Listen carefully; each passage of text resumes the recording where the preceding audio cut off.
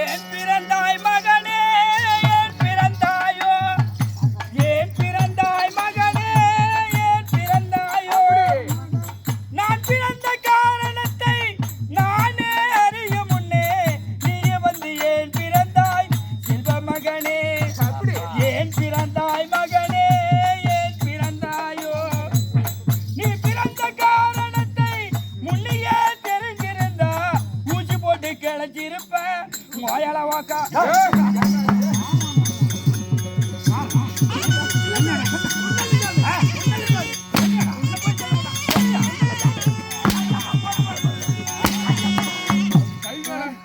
அப்பா ஐயோ மகனே அப்பா மகனே எப்பா ஐயோ ஐயா மகனே எப்பா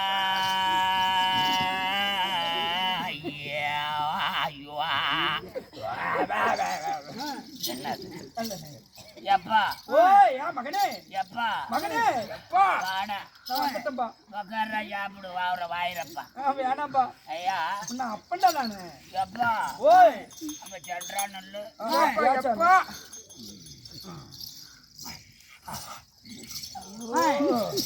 எரமக்கண்ணு குட்டி வச்சி புள்ளி போட்டா அப்படியே எப்பா அம்மா தாய் மாதிரி அம்மா தாய் படுத்து கிடக்குறது தூக்குச்சா நான் வந்துட்டேன் அன்பா சொல்லுங்க எப்பா யோ யா மகனே என்ன எப்பறா பெத்த மகனே எப்பா இந்த ஒரு மகனை இவ்வளவு அழகாக ரெண்டு பேரு இந்த ரெண்டு மக்களையும் எப்படி தெரியுமா பெத்தேன் எப்படி சாமி மகனே உங்க அம்மால ஓத்து பெத்தண்டா என்னதா அம்மாவா ஓத்து பெத்தண்டா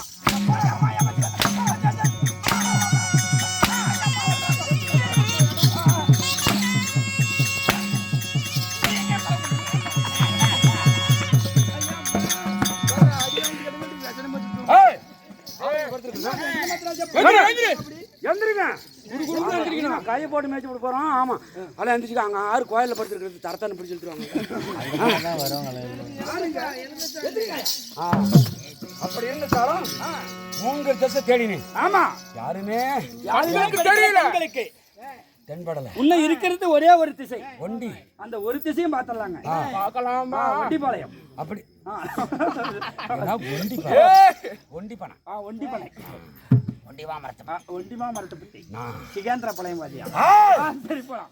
உன்னை இருப்பது ஒரே ஒரே திசை.